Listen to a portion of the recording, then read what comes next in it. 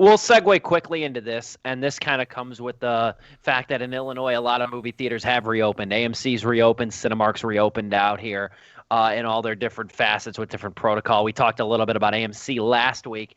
I made a post on Facebook earlier this week. Got a lot more traction than I thought it was going to, and I'm not a big person by any means, but I just wanted to give kind of my readers and my friends and my fans an update, essentially where I'm at with this virus and stuff with theaters reopening. Because I will admit, Unhinged is in theaters right now. It's hard to look at, because I'd like to see that. It's hard to look at movies that are coming out, especially with Tenet now in another week, allegedly. It's hard to look at some of these movies coming out, and if they are going to come out, it's hard to look the other way. But it's for the better, really. And I've made the decision that I'm not going to the movie theater anytime soon. When I will go, I don't know. Maybe a vaccine will. But I'm not really sure, though. I'm in no rush, though. There's a million movies I have not seen that I have access to in my home. That's where I'm at with this. And I'm going to throw this out before I get to your guys' points, too. I'll say this, and maybe I didn't make this clear enough in the post. If I lived alone, which I do, but if I lived alone and I worked from home, I didn't have to go in any kind of office. I'm not going to lie. I would probably be going out more than I am now. I'd maybe go to the bar on the weekend, maybe go to a movie every couple weeks or so. I would probably go out more now if I was working strictly from home in some fashion, didn't have to go into the office. But I still am going into work at the radio station I work at. I'm still going into work. A lot of my coworkers are older. A lot of my coworkers are in their 40s and their 50s and their 30s, and they have families, and they live with their wife or they live with their husband and they live with their kids. My fear from the jump with this virus to begin with is not so much getting it, because realistically, I don't want to sound cocky over here, but realistically, if I were to get it, I would probably live. I would probably more than likely statistically survive. Won't be the most pleasant 14 however many days of my life, but I will likely live. I cannot speak to my coworkers who are older. I can't speak to my family who's older. And that's been the concern. I don't want to be the person that infects other people at the end of the day. I don't want that on my conscience, and I don't want to live with that. And going to bars, going to restaurants, and going to movie theaters, it compounds that risk. Sure, you can do it and do it smart. I'm not going to lie. I've been to a restaurant since they've reopened. But you can do it smartly. But I wouldn't do it with any regularity, and I wouldn't do it with a movie theater at this juncture. And that's where I'm at when it comes to movie theaters reopening. Yeah. I guess I'll go next in that regard, in that, let me first say, Steve, I commend your initiative to not go to the movies. And let me just say, if Steve can do it, you can do it too.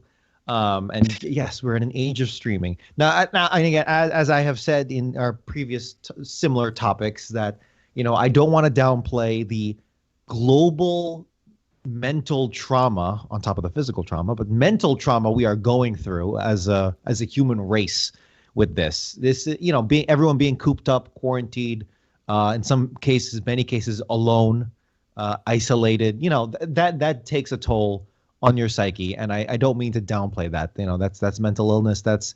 We're in brand new territory. I do not mean to downplay that.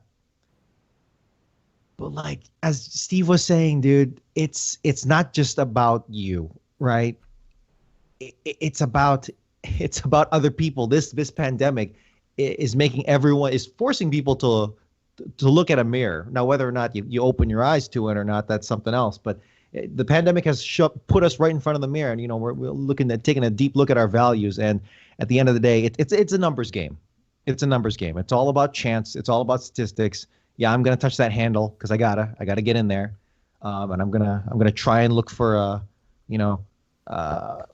hand wash or whatever. But all it takes is just one moment, just one bad moment, and you might wind up hurting someone else. That's just the plain facts of it.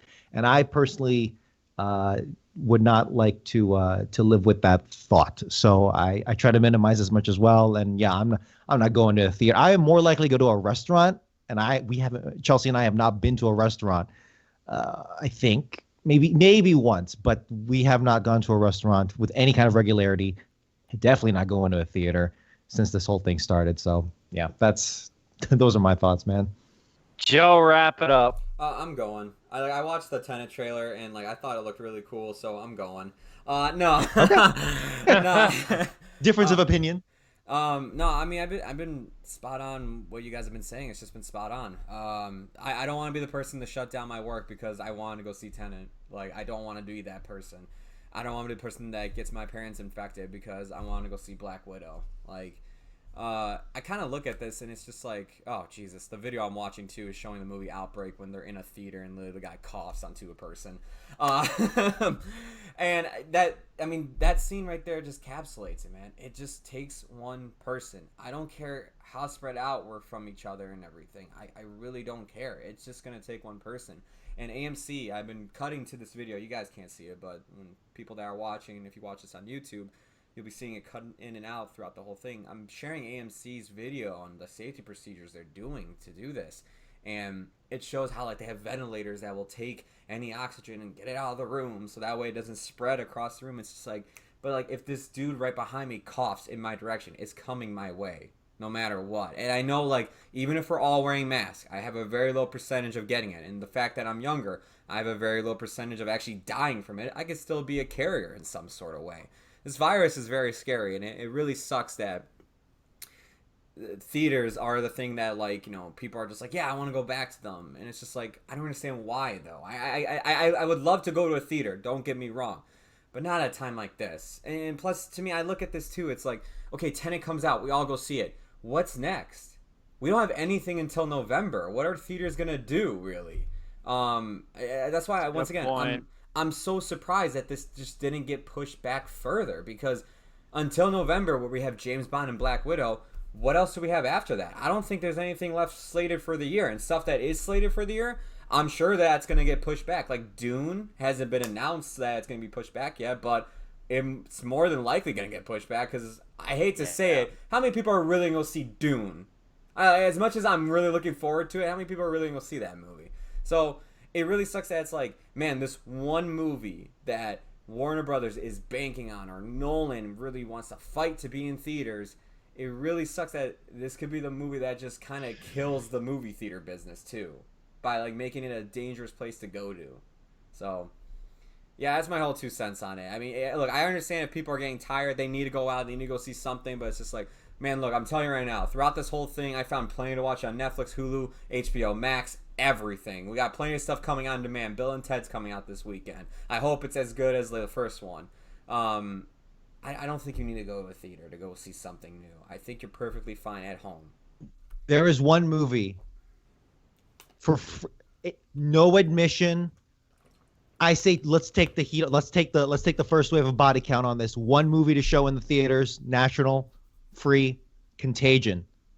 Everyone watch that movie in theaters, and then that's the last. We'll take the heat. We'll take the first wave of deaths. But after that, everyone sits down in theater, watches that movie.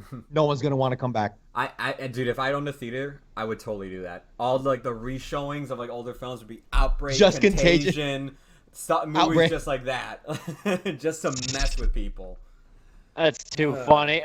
Joe, just to wrap it up, excellent points, all you guys. We're all kind of in lockstep on this. And it's going to be hard for a movie review show, but I think if anything, these streaming services have been supplying us with enough content. I mean, we started this show literally when theaters were closed. Yeah. And we've somehow made it. Like, and I'm happy. I'm happy with that tremendously. Think about it. Our first review, what was it? It was Onward, right?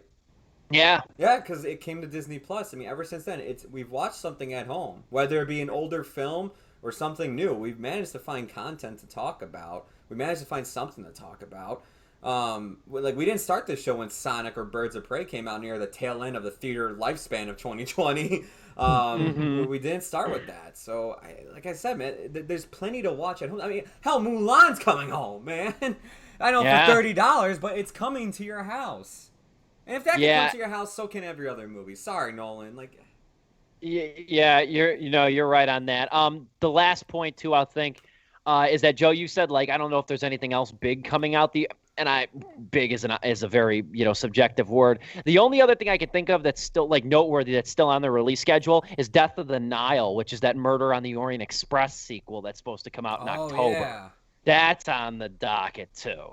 Um, and well, it remains to be seen whether or not that's going to stay on the docket.